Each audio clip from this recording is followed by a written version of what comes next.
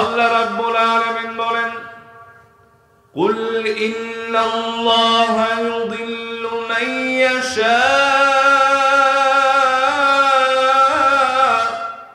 ওয়া ইয়াহদি ইলাইহি মান আনাব। চিল্লায় পড়েন আল্লাহু আকবার।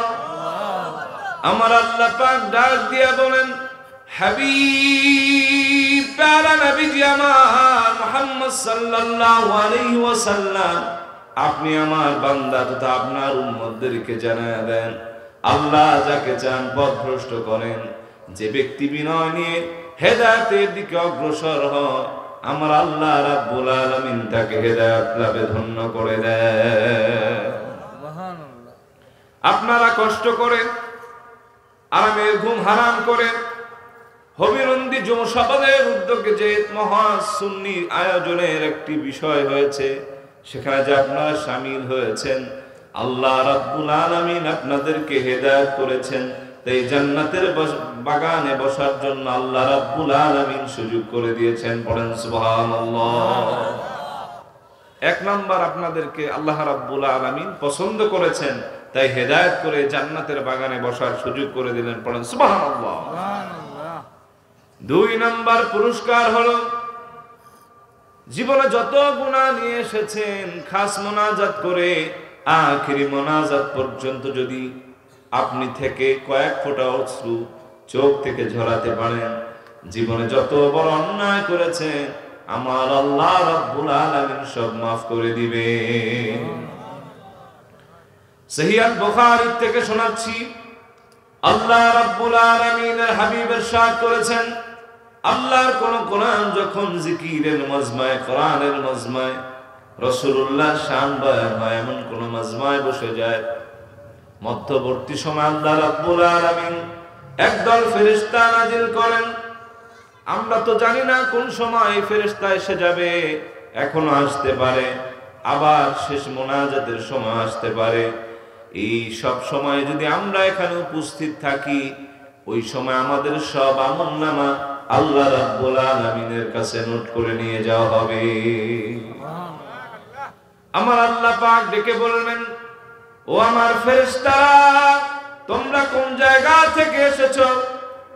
আপনারা এই যে যুব সমাজের উদ্যোগে এই যে কোরআনুল কারীমের আলোচনা শুনছেন, জিকির করছেন, আযকার করছেন, এগুলো আল্লাহ পাকের কাছে নোট করে বলেন, আল্লাহ আমরা ওই মহা সুন্নি সম্মেলন থেকে এসেছি।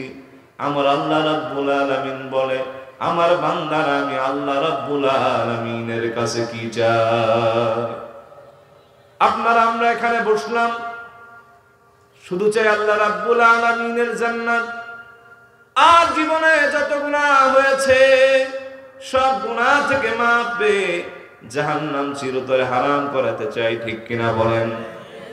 আমার আল্লাহ রাব্বুল আলামিনের ফেরেশতা বলেন, আল্লাহ তারা আপনার জান্নাত চায়। আমার আল্লাহ পাক ডেকে বলেন, ফাহাদাল আওহান, তারা কি আমার নূরের জান্নাত দেখেছে নাকি? ফেরেশতারা ডেকে বলেন, আল্লাহ তারা তো আপনার জান্নাত দেখে নাই। আল্লাহ রাব্বুল আলামিন ডেকে বলেন, তাহলে তারা কেমনে শুনলো? এই যে মাহফিলে বসে উলামায়ে কেরামের মুখ নিঃসৃত বাণীতে কোরআন হাদিসের নির্ভরতায় কথাগুলো শুনে আমার আল্লাহ রাব্বুল আলামিনের ফেরেশতারা ডেকে বলেন, আল্লাহ তারা কোরআন হাদিসের আলোচনা শুনে ওই জায়গা থেকে তারা এই কোরআন হাদিসের নির্ভরতায় জান্নাতের কথা বয়ানে শুনেছে, তাই তারা জান্নাতের আশা করে। আমার আল্লাহ পাক একটা ডাক দিয়ে বলেন, এরে ফেরেশতারা, তোমরা সাক্ষী থাকো, যারা আমি আল্লাহ রাব্বুল আলামিনকে দেখলো না, তবুও বিশ্বাস করলো, ঈমান আনলো, জান্নাতের কথা কোরআন হাদিসে শুনেছে, তাও বিশ্বাস করলো, যাও এই গোলামদেরকে, বান্দা বান্দীদেরকে আমি জান্নাতের মালিক বানায় দিলাম। আবার ফেরেশতারা আমলনামা দেখাতে থাকেন। আল্লাহ রাব্বুল আলামিন দেখতে পান বান্দাদের মনটা নরম, চোখে পানি, জীবনের সব গুনাহ রাশির কথা মনে করে এই মাহফিলে বসে কয়েক ফোঁটা চোখ থেকে পানি বিসর্জন দিল। এগুলো সব আল্লাহ পাক নোট করে নিয়ে যান। আমার আল্লাহ পাক বলেন জান্নাত তো দিলাম, তাদের আশা জান্নাত দেওয়ার পরে এখন আবার মনটা নরম কেন, চোখে পানি কেন? তা আমি আল্লাহ পাকের কাছে আর কি চাই? ফেরেশতারা ডেকে বলেন আল্লাহ, তারা তো জান্নাত পেল, তারা জাহান্নাম থেকে চিরতরে মুক্তি চায়। পড়েন সুবহানাল্লাহ। আল্লাহ রাব্বুল আলামিন আবার ডেকে বলেন ফাহাল রাআহা, ওরে আমার ফেরেশতারা, তারা কি আমি আল্লাহ রাব্বুল আলামিনকে দেখছে নাকি? তারা কি আমার জাহান্নাম দেখছে নাকি? ফেরেশতারা আবার বলেন আল্লাহ,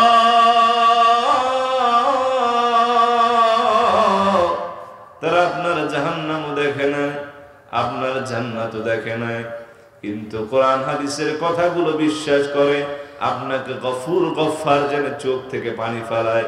কারণ আপনি নাকি শুনেছেন, রাসূলুল্লাহ ইরশাদ করেছেন, বনি আদমের চোখ দিয়ে যখন পানির ফোঁটা বেবে নাক থেকে, এই কপাল থেকে নাকের দিকে আসতে থাকে, রাগী নাকি আপনি মাফ করে দেন।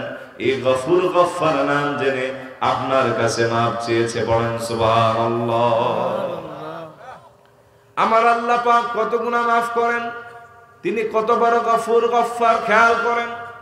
সারা জীবন আপনার গুনাহ হলো, আল্লাহ রাব্বুল আলামিনের কাছে এক মুহূর্ত মাফ চাইলেন, মরণের আগে মাফ চাইলেন। শত শত গুনাহ না, হাজার হাজার লাখে লাখে গুনাহ আল্লাহ রাব্বুল আলামিন এক মুহূর্তের মধ্যে মাফ করে দিবেন। পড়েন সুবহানাল্লাহ। বিশ্বাস হয়? সেই বুখারীতে হাদিস এসেছে, আল্লাহ রাসূল সাল্লাল্লাহু আলাইহি ওয়াসাল্লাম ইরশাদ করেছেন, কোন বান্দা যখন হাজার হাজার গুনাহ করে মরণের আগে তওবা নসুহা করে, ইস্তিগফার করে, আমার আল্লাহ পাক তারে নিষ্পাপ বান্দা বান্দি হিসাবে এই দুনিয়া থেকে মরণ দিয়ে জান্নাতের সুসংবাদ দিয়ে দেন। পড়েন সুবহানাল্লাহ। পারেন? ওই আল্লাহ পারেন? পারেন কিনা বলেন? আপনারা জেনে খুশি হবেন, সহিহ তিরমিজির মধ্যে এসেছে, রাসূলুল্লাহ হাদিসে কুদসি বয়ান করেছেন, আল্লাহ পাক বলেন, ইয়া ইবনা আদম লাউ বালাগাত যুনুবুকা আনানাস সামা সুম্মা ইস্তাগফারতানি লাগফারতু ওয়ালা উবালি।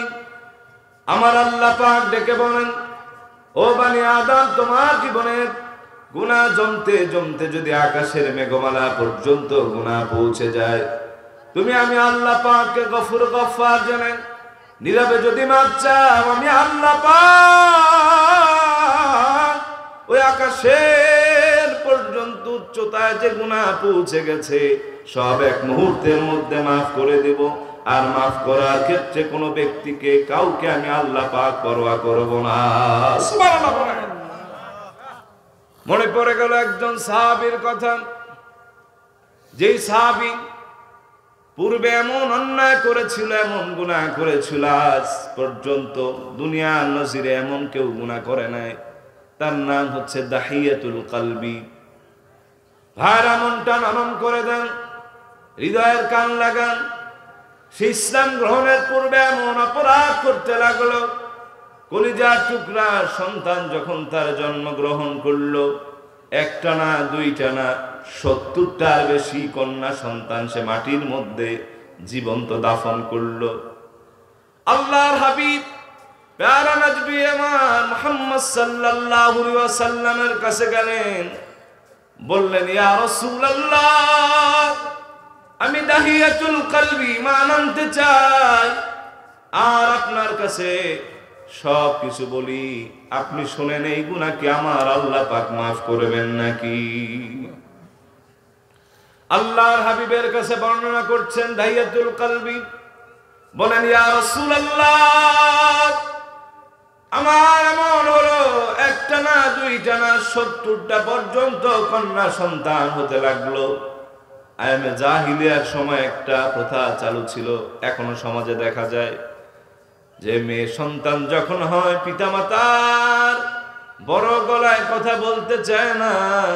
সেই সময় মনে করত মানুষ, যদি মহিলা হয়, কন্যা সন্তান হয়, তাহলে নাকি অপমানজনক। দাহিয়াতুল কলবি বলেন, ইয়া রাসূলুল্লাহ ওয়া হাবিবাল্লাহ, নবীজি আমার একটা না দুইটা না 69টা পর্যন্ত কন্যা সন্তান হলো, এক একটারে হত্যা করলাম। যখন 70 নাম্বার মেয়েটা জামিলাকে আমি হত্যা করতে চাচ্ছি, মাটির বড় গর্ত খুঁজলাম ইয়া রাসূলুল্লাহ, খোঁড়ার পরে তাকে ফেলে দিব। মেয়েটা টের পেয়ে গেল, সে বলল বাবা তুমি কি করছো?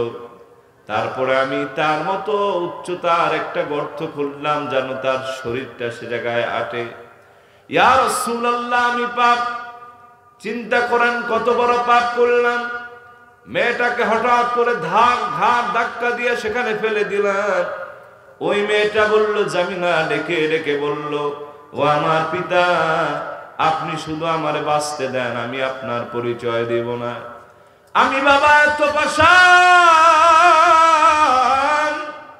বড় একটা পাথর নিয়া জামিলার কচি মাথার উপর আঘাত করলাম, ফিনকি দিয়ে রক্ত বের হলো, আর রক্তে আমার মুখটা রঙিন হয়ে গেল।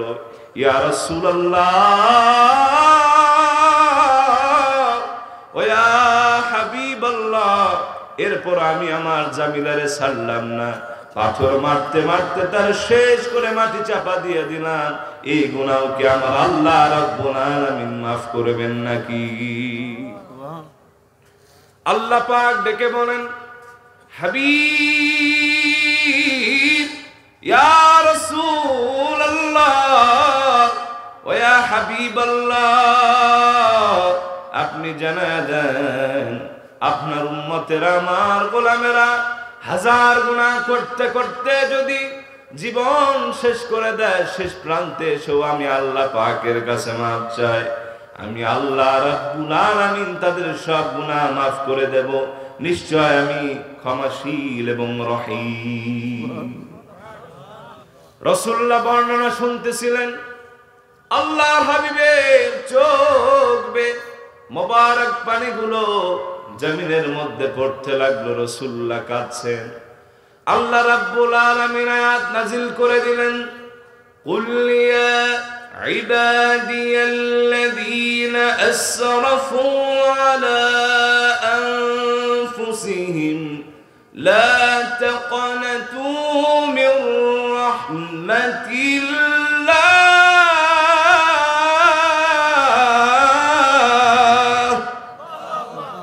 ইন্নাল্লাহা ইয়াগফিরুয-যুনুবা জামিআ ইন্নাহু হুয়াল গফুরুর রহিম। আল্লাহু আকবার বলেন। আমার আল্লাহ পাক একটা ডাক দিয়ে বলেন, হাবিবি ইয়া রাসূলুল্লাহ ওয়া ইয়া হাবিবাল্লাহ, আপনি আপনার উম্মত আমার গোলাম সালাবা সহকারে এবং এই দাহিয়াতুল কলবি সহকারে সব মানুষকে জানায়া দেন, হাজার গুনাহ যদি হয়ে যায়, আমি আল্লাহ রাব্বুল আলামিনের রহমত থেকে যদি নিরাশ না হয়, আমি আল্লাহ পাক ওই হাজার হাজার গুনাহ, জীবনের সব গুনাহ আমি আল্লাহ পাক মাফ করে দিব। ইন্নাল্লাহা ইয়াগফিরুয-যুনুবা জামিআ ইন্নাহু হুয়াল গফুরুর রহিম, নিশ্চয় তিনি গফুর, তিনি সব ধরনের অন্যায় অবিচারকে মাফ করে দেন, আর তিনি হচ্ছেন সবচেয়ে রহমান এবং রহিম। পড়েন সুবহানাল্লাহ। আল্লাহ মাফ করতে পারেন কিনা বলেন? আল্লাহ পাক ডেকে বলেন, তারা আমি আল্লাহ রাব্বুল আলামিনের কাছে কি চাই? হাদিসের কথা মনে আছে? আমার আল্লাহ রাব্বুল আলামিনের নূরের ফেরেশতারা ডেকে বলেন, আল্লাহ তারা আপনার জান্নাত চায়। আমার আল্লাহ পাক বলেন, তাদের তো জান্নাত দিলাম, এখন মনটা নরম কেন, চোখে পানি কেন? তারা আমি আল্লাহ রাব্বুল আলামিনের কাছে কি চায়? আমার আল্লাহ রাব্বুল আলামিনের ফেরেশতা বলেন, আল্লাহ তারা আপনার জাহান্নাম থেকে বাঁচতে চায়। আমার আল্লাহ রাব্বুল আলামিন বলেন, ফাহাল রাউহা, তারা কি আমার জাহান্নাম দেখছে নাকি? নূরের ফেরেশতারা বলেন, আল্লাহ আপনার বান্দারা যদি জাহান্নাম দেখতো দুনিয়াদারি করতে পারতো না, আল্লাহ তাআলা আপনার জাহান্নাম দেখে না, তারপর ভয় করে আর জাহান্নাম থেকে পানা চায়। পড়েন সুবহানাল্লাহ। আমার আল্লাহ পাক ডাক দিয়া বলেন, ওরে নূরের ফেরেশতারা, তোমরা সাক্ষী থাকো, যারা আমি আল্লাহ রাব্বুল আলামিনকে দেখলো না, এরপর বিশ্বাস স্থাপন করলো, যারা আমি আল্লাহ রাব্বুল আলামিনের জাহান্নাম দেখলো না, তারপর তা থেকে পানা চাইলো, যা ওই বান্দা বান্দীদের জন্য আমি চিরতরে জাহান্নামের আগুন হারাম করে দিলাম। 2 নাম্বার পুরস্কার পেলেন, জান্নাতও পেলেন, জাহান্নাম আল্লাহ রাব্বুল আলামিন হারাম করে দিয়েছেন। পড়েন সুবহানাল্লাহ। 3 নাম্বার পুরস্কার হলো, এই কোরআনকে যদি আপনি মেনে জীবন গঠন করতে পারেন, একটা মুহূর্তের জন্য জাহান্নামের আগুনে পড়বেন না। আল্লাহর হাবিব ইরশাদ করেছেন, মান জাআলাল কুরআনা আমামাহু কাদাহু ইলাল জান্নাহ। আল্লাহর যে গোলামেরা জীবনকে কোরআন দ্বারা রঙিন করবে, জীবনটা পরিচালনা করবে কোরআনের গাইডলাইন দিয়ে, কোরআনকে জীবনের সর্বক্ষেত্রে ইমাম বানাবে, কোরআনের নেতৃত্ব অনুশাসন অনুকরণে জীবন গঠন করবে, কাল কিয়ামতের ময়দানে মুসিবতের দিনে কোরআন নেতা হয়ে নেতৃত্ব দিয়ে গোলামগুলোকে আল্লাহর জান্নাতে প্রবেশ করায় দিবে। এজন্য কোরআনের মজমায় বসা দরকার আছে না নাই? আপনারা কি ঘুমায় গেলেন নাকি? একটা তাকবীর দেন তো, নারায়ে তাকবীর। হয় নাই? যে কয়জন মানুষ আছেন তাকবীর দিলে এ জায়গা থর থর করে কাঁপার কথা ছিল, ঠিক কিনা বলেন? আপনারা সিলেটের মানুষ, আপনাদের পূর্ব পুরুষ যারা ছিলেন, যারা এই গোটা সিলেট সহ গোটা বাংলাদেশকে আবাদ করেছিলেন, তাদের তাকবীরের পাওয়ারে এই জমিন থরথর করে কেঁপেছে, ঠিক কিনা বলেন? হযরত শাহজালাল ইয়ামিনী রহমাতুল্লাহ আলাইহি ইয়ামেন থেকে যখন বাংলার বুকে প্রবেশ করলেন, আল্লাহর এই গোলাম যখন প্রবেশ করতে চাইলেন, গৌর গোবিন্দ নামে এক পিশাচ ছিল, সে বলল মোল্লার জায়গা সিলেটে হবে না, ঠিক কিনা বলেন? তিনি বললেন, আল্লাহর জমিনে আল্লাহর দিন প্রতিষ্ঠার জন্য যা কিছু দরকার আমরা তা করব। সব খেয়া সরায় দেওয়া হলো সুরমা নদী থেকে। তিনি জায়নামাজকে কিস্তি বানায় তারপরে আসলেন। তারপরে তাকে বলা হলো, মোল্লা এই জায়গায় জায়গা হবে না। হযরত শাহজালাল ইয়ামিনী রহমাতুল্লাহ আলাইহি এক হাতে তাসবিহ আর এক হাতে আল্লাহ রাব্বুল আলামিনের ঝান্ডা উত্তোলন করতে গিয়ে তরবারি হাতে নিয়ে আল্লাহর নামের তাকবীর দিলেন, যে তাকবীরের ধ্বনিতে থরথর করে গৌর গোবিন্দর প্রসাদ মাটির সঙ্গে ধুসে গেল, একদম নিস্তেজ হয়ে গেল, সব একাকার হয়ে গেল, ঠিক কিনা বলেন? নারায়ে তাকবীর, নারায়ে রিসালাত, আহলে সুন্নাত ওয়াল জামাত, শাহজালালের হাতিয়ার, ফুলতলি সাহেব কিবলার হাতিয়ার, নারায়ে তাকবীর। সে আল্লাহর নামের তাকবীর বুলন্দ হতে হতে সারা বাংলাদেশের মধ্যে আল্লাহ রাব্বুল আলামিন এই তাকবীর এত বুলন্দ করলেন, সব দিকে আল্লাহ রাব্বুল আলামিনের তাকবীরের আওয়াজ এখনো শোনা যায় কিনা বলেন? তাহলে সেই সিলেটের মানুষ হয়ে আল্লাহর নামের তাকবীর দিতে ভয় পান? আসেন আমরা একটা জোরে সোরে তাকবীর দিই, নারায়ে তাকবীর, নারায়ে রিসালাত, আহলুস সুন্নাহ ওয়াল জামাত, নারায়ে তাকবীর। ঘুম ভাঙছে? ভাঙছে কিনা বলেন? প্রিয় ভাইরা আমার, আসুন এতক্ষণ শোনালাম কোরআন হাদিসের নির্ভরতায় কথা শুনলে কি ফজিলত। আসুন আমরা মূল আলোচনায় প্রবেশ করছি। আজকে আপনাদেরকে তাফসীর শোনাবো কোরআনুল কারীমের 108 নম্বর সূরা, সবচেয়ে ছোট সূরা। পড়েন সুবহানাল্লাহ। যার নাম সূরাতুল কাউসার। আল্লাহু আকবার বলেন। আল্লাহর হাবিব প্যারা নবীজি মুহাম্মদ সাল্লাল্লাহু আলাইহি ওয়াসাল্লামকে এই দুনিয়া আল্লাহ পাক যা দিয়েছেন কল্যাণ, কিয়ামতে যত কল্যাণ দিবেন সবগুলো এখানে আল্লাহ রাব্বুল আলামিন একটা প্যাকেজ করলেন, নাম দিলেন আল কাউসার। চিল্লায় পড়েন আল্লাহু আকবার। আসেন আমরা সে মূল আলোচনায় প্রবেশ করছি। আসুন বিতাড়িত শয়তানের ওয়াসওয়াসা থেকে আল্লাহ রাব্বুল আলামিনের কাছে পানা চাই। তার রহমত এবং করুণা নিয়ে আমরা এই তাফসীরটা শুরু করতে চাই। রাজি আছেন? থাকবেন না ভাগবেন? ইনশাআল্লাহ পড়েন। সকলে আমার সঙ্গে পড়ুন। আউযু বিল্লাহি মিনাশ শাইতানির রাজীম। বিসমিল্লাহির রাহমানির রহিম। ইন্না আ'তাইনাকাল কাউসার ফাসাল্লি লিরাব্বিকা ওয়ানহার। ইন্না শানিয়াকা হুয়াল আবতার। সাদাকাল্লাহুল আযীম। সবাই পড়ুন সাদাকাল্লাহুল আযীম। ওয়া সাদাকা রাসূলুহুন নাবিয়্যুল কারীম ওয়া নাহনু আলা যালিকা লামিনাশ শাহিদিন ওয়াশ শাকিরিন ওয়ালহামদুলিল্লাহি রাব্বিল আলামিন। আসুন প্রথম আমরা সরল অনুবাদ করছি। আল্লাহ রাব্বুল আলামিন বলছেন, ইন্না আ'তাইনাকাল কাউসার। ইয়া রাসূলুল্লাহ, নিশ্চয় আপনাকে আমি আল্লাহ পাক কাউসার দান করেছি। পড়েন সুবহানাল্লাহ। ফাসাল্লি লিরাব্বিকা ওয়ানহার। আপনার কাজ হলো আপনার রবের জন্য আপনি নামাজ পড়েন, রবের জন্য কোরবানি করেন। ইন্না শানিয়াকা হুয়াল আবতার। আপনাকে যারা নির্বংশ বলে, নিশ্চয় তারা নির্বংশ, লেজ কাটা। পড়েন আল্লাহু আকবার। শেষ আয়াতের সঙ্গে শানে নজুলটা রিলেটেড। আল্লাহর হাবিব প্যারা নবীজি আমার মুহাম্মদ সাল্লাল্লাহু আলাইহি ওয়াসাল্লাম নিঃসন্দেহে সৃষ্টির মধ্যে সবচেয়ে আকর্ষিত, বিস্ময়কর এবং আল্লাহ রাব্বুল আলামিনের সবচেয়ে প্রিয়। বলেন সুবহানাল্লাহ। তিনি গোটা সৃষ্টির মধ্যে সবচেয়ে সম্মানিত। তাকে কেন্দ্র করে আল্লাহ রাব্বুল আলামিন সব কিছু বানালেন। রাসূলুল্লাহ না হলে এই পৃথিবী হতো না, ধরাধাম হতো না। ঠিক কিনা বলেন? ওই আল্লাহর হাবিবের এক জায়গায় তারিফ হচ্ছিল, তার নামের গুণকীর্তন হচ্ছিল। সেই সময় আস ইবনে ওয়াইল সে বলল, মুহাম্মদ ধ্বংস হোক।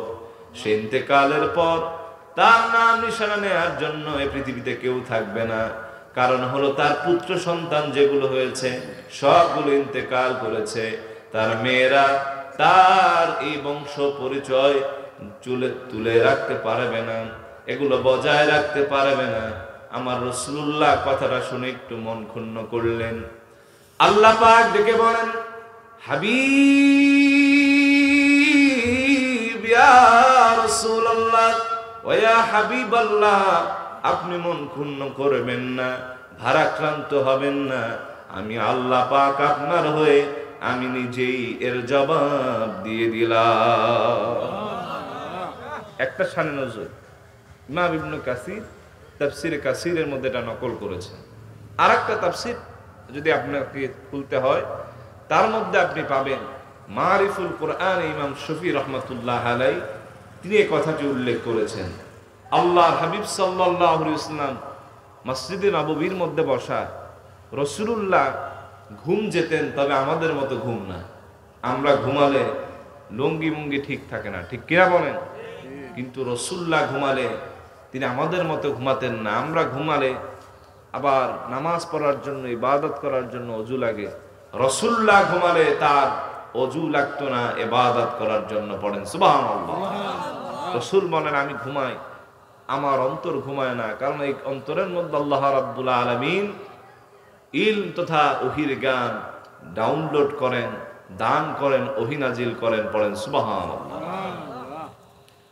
আল্লাহর হাবিব প্যারা নবীজি আমার মুহাম্মদ সাল্লাল্লাহু আলাইহি ওয়াসাল্লাম একদিন মসজিদে নববীর মধ্যে বসা ছিলেন। সাহাবায়ে কেরাম কিছু সামনে ছিলেন। রাসূলুল্লাহ হঠাৎ করে তন্দ্রায় চলে গেলেন, আবার তন্দ্রা ভেঙে আকাশের দিকে তাকালেন আর হাসতে লাগলেন। উপস্থিত সাহাবায়ে কেরাম বললেন, লিমা দাহিকতা ইয়া রাসূলুল্লাহ।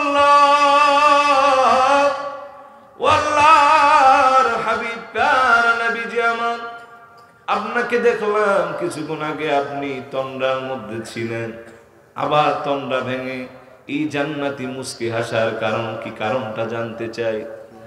আল্লাহ হাবিব বললেন, ও সাহাবায়ে কেরাম শোনো, সবেমাত্র আমার কাছে জিবরিল আসলো আর খোঁজ খবর দিল আল্লাহ পাক কোরআনুল কারীমের সবচেয়ে আকৃতির ছোট সূরা সূরাল কাউসার আমার জন্য নাজিল করে দিলেন।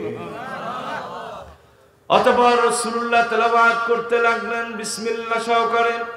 আসলে আমরা তেলাওয়াত করি, আল্লাহ পাক কোরআনের নূর দিয়ে আমাদের সিনাকে উদ্ভাসিত করবেন। অতঃপর রাসূলুল্লাহ তেলাওয়াত করলেন বিসমিল্লাহির রহমানির রহিম, ইন্না আ'তাইনাকাল কাউসার ফাসাল্লি লিরাব্বিকা ওয়ানহার ইন্না শানিয়াকা হুয়াল আবতার। হাত্তা খতমাহা রাসূলুল্লাহ সাল্লাল্লাহু আলাইহি ওয়াসাল্লাম। রাসূলুল্লাহ সম্পূর্ণ সূরাটা বিসমিল্লাহ সহকারে তেলাওয়াত করে থেমে গেলেন আর উপস্থিত সাহাবায়ে কেরামকে বললেন, হাল তাদরুনা মাল কাউসার, ওরে আমার প্রাণের কলিজার সাহাবীরা, তোমরা বলতে পারো কাউসার কি জিনিস? আল্লাহ পাক ওহী নাজিল করলেন, রাসূলুল্লাহ ওহীটা সব সিনায় ধারণ করলেন। আল্লাহ পাক তাকে নিজ দায়িত্বে ব্যাখ্যাগুলো করে দিলেন। সাহাবায়ে কেরামকে আবার ব্যাখ্যাগুলো রাসূলুল্লাহ নিজ দায়িত্বে করে দিলেন, যেন রাসূলুল্লাহ ওফাতের পর তিনি ইসলাম টিকানোর জন্য এই সাহাবায়ে কেরাম কাজ করে এবং শিক্ষক হিসেবে তাবিন তবে তাবিনদেরকে শিক্ষা দেয়। পড়েন সুবহানাল্লাহ। কোরআন নাজিল হলো রাসূলুল্লাহর উপরে, আল্লাহ পাক তাকে কোরআন নাজিলের সঙ্গে সঙ্গে সে ব্যাখ্যাও করে দিয়েছেন। পড়েন সুবহানাল্লাহ। সূরা কিয়ামা 15 আয়াত আল্লাহ রাব্বুল আলামিন বলছেন, আল্লাহ রাব্বুল আলামিন বলেন, লা তুহাররিক বিহি লিসানাকা লিতা'জালা বিহি ইন্না আলাইনা জামআহু ওয়া কুরআনা فإذا قرأناه فاتبع قرآنه ثم إن علينا بيانه। জোরে পড়ুন আল্লাহু আকবার। আল্লাহ রাব্বুল আলামিন তার প্রিয় হাবিব মুহাম্মদ সাল্লাল্লাহু আলাইহি ওয়াসাল্লামকে ডেকে বলেন, ইয়া রাসূলুল্লাহ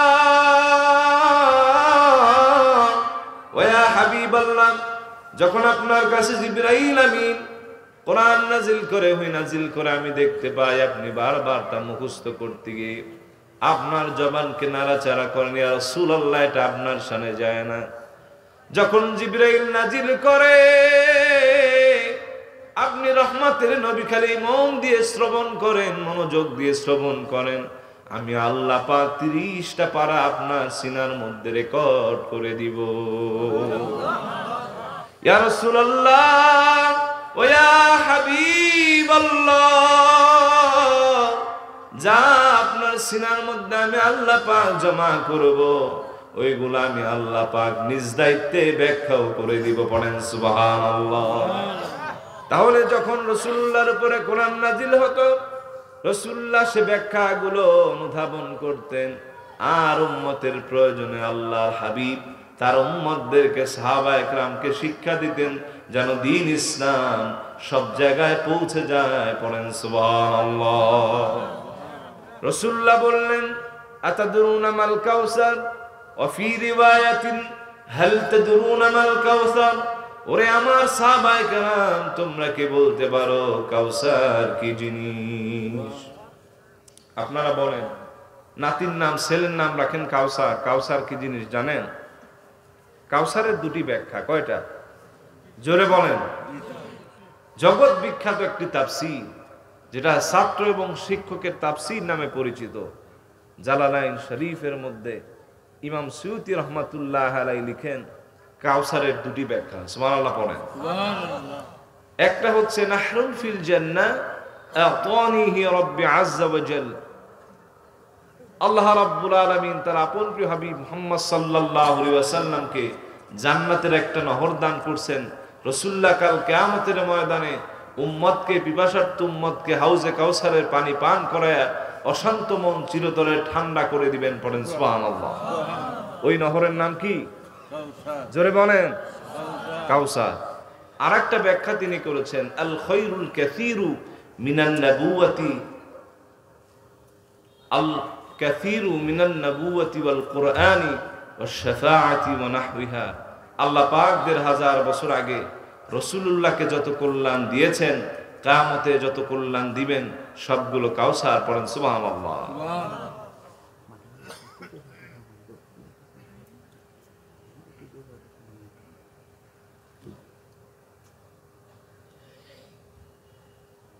এখন কি আমি আলোচনা শেষ করব?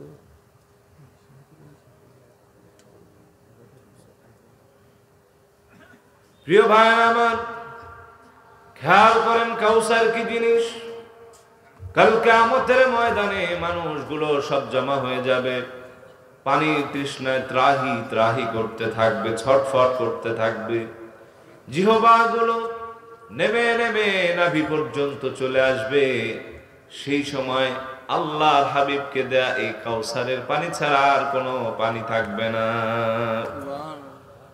আল্লাহ রাব্বুল আলামিনের হাবিব প্যারা নবীজি আমার উম্মতকে হাউজে কাউসার যদি পান করায় দেন, এক পেয়ালা পানি যে পান করবে, সেই বুখারী সাক্ষী, সেই তিরমিজি সাক্ষী।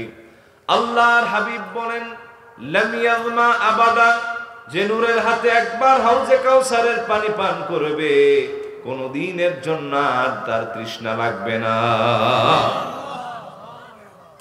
২ নম্বর ব্যাখ্যা হলো, আল খায়রুল কাসীরু মিনান নাবুওয়াতি ওয়াল কুরআনি ওয়াশ শাফাআতি ওয়া নাহওয়িহা।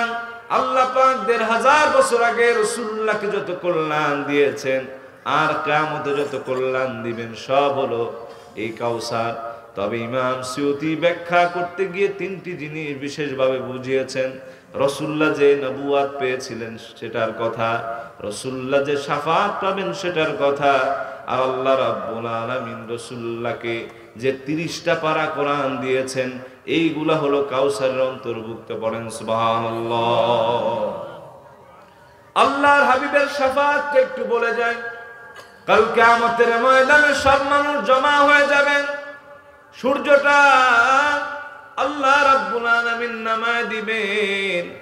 সেই সময় সূর্যের তাপটা প্রচন্ড হতে থাকবে, ১ হাত উপরে থাকবে সূর্য।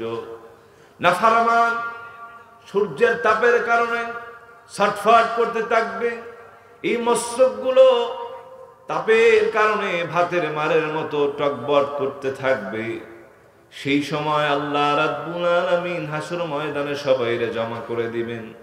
ঘামের কারণে সেখানে এমন হয়ে যাবে মনে হয় ঘামের সেখানে সমুদ্র হয়ে গিয়েছে। সেই সময় মানুষগুলো হাজার হাজার বছর দাঁড়ায় থাকবেন। সবাই বলবেন, এই অবস্থায় দাঁড়ায় থাকা তো আর যায় না। ওরে আল্লাহ যদি আমাদের বিচার কার্য সম্পন্ন করত তাহলে আমাদের জন্য একটা বিষয় হতো। এরকম দাঁড়ায় থাকা যায় না। সবাই একটা দৌড় দিয়া আবুল বাশার হযরত আদমের কাছে চলে যাবে, গিয়ে বলবেন, আনতা আবুন নাস। হাদিসটা সেই বুখারীতে এসেছে। হযরত আদম সফিউল্লাহ সেদিন বলবেন, আমি আপনাদের কল্যাণে আসতে পারবো না, আল্লাহর কাছে কোনো সুপারিশও করতে পারবো না। তারপরে হাসরবাসী দৌড় দিবেন হযরত নূহ আলাইহিস সালামের কাছে, তিনিও বলবেন আমি পারবো না। ইব্রাহিম খলিলুল্লাহর কাছে যাওয়া হবে, তিনি বলবেন পারবো না। সবাই বলবেন নফসি নফসি, আজ আমার নিয়ে আমি চিন্তিত, আমি তোমাদের কথা কি ভাববো। সেই সময় সবাই দৌড় দিয়ে যাবেন হযরত ঈসা রুহুল্লাহর কাছে, তিনি বলবেন আমি পারবই না। তবে একটা ডাক দিয়ে বলবেন, হাসরবাসী আদম থেকে ঈসা তাক কোন নবী রাসূল শাফাআত করতে পারলো না, তবে আমিও তো পারবো না, ঘাবড়ায় যেও না। একজন আর শাফাত করতে পারবে। ইরজিলা নবীল খাতিম মুহাম্মদ সাল্লাল্লাহু আলাইহি ওয়াসাল্লাম, এরে হাসরবাসী দেরি করো না, সময় নষ্ট করো না। একজন আজ শাফাত করতে পারবেন, তিনি হলেন মুহাম্মদ। ওই নূরের নবীর কদমে চলে যাও, আজ তোমাদের জন্য সে সুপারিশ করবে আর আল্লাহ রাব্বুল আলামিন মঞ্জুর করবে। আল্লাহর হাবিব মাকামে মাহমুদে থাকবেন, যখন হাসরবাসী একটা ডোর দিবেন, আল্লাহর হাবিব মাকামে মাহমুদে সিজদায় পড়ে যাবেন আর বলতে থাকবেন, ইয়া রাব্বি হাবলি উম্মতি, ওরে আল্লাহ আমার উম্মত রে বাঁচা, উম্মত রে বাঁচা। আমার আল্লাহ পাক একটা ডাক দিয়ে বলবেন, ইয়া মুহাম্মদ ইরফা রাসাক ফাসাল তুতা ওয়াশফা তুশফা, হাবিবি ইয়া রাসূলুল্লাহ ওয়া ইয়া হাবিবাল্লাহ। সারা জীবন আপনি উম্মতের জন্য কেঁদেছেন, সে জন্ম থেকে ওফাতে মোবারকার সময় উম্মতের কথা বলেছেন। আজ হাসর হয়ে যায়, উম্মতকে ভুলেন না, উম্মত বলে কাঁদবেন। আপনি তায়েফে গেলেন উম্মতের জন্য, কল্যাণের জন্য, হেদায়েতের দাওয়াত দিতে, তারা বুঝতো না, মারলো। উহুদে গেলেন, দান দান শহীদ করলো। সারা জীবন আপনার বেদনাময় গেল ইয়া রাসূলুল্লাহ। আজ আপনি আখিরাতের দিনে আপনিও কাঁদবেন, এটা আমি সহ্য করতে পারি না। ইয়া মুহাম্মদ ইরফা রাসাক, ইয়া রাসূলুল্লাহ আপনি আপনার মাথাটা উঠান, যা চাইবেন আমি আল্লাহ পাক আপনার কাছে হাজির করে দিব। যারে মন চায় সুপারিশ করেন, আমি আল্লাহ রাব্বুল আলামিন সুপারিশ কবুল করে নিব। সেই তিরমিজির মধ্যে এসেছে, রাসূলুল্লাহ বলেন, শাফাআতি লিআহলিল কাবাইর মিন উম্মতি, আমি উম্মতের বড় বড় গুনাহগারদেরকে সেদিন বেল বেরি কেটে জাহান্নাম থেকে বের করে সুপারিশ করে আল্লাহর জান্নাতে পৌঁছায় দিব। এটা হচ্ছে শাফাআত, এটা কাউসার। পড়েন সুবহানাল্লাহ।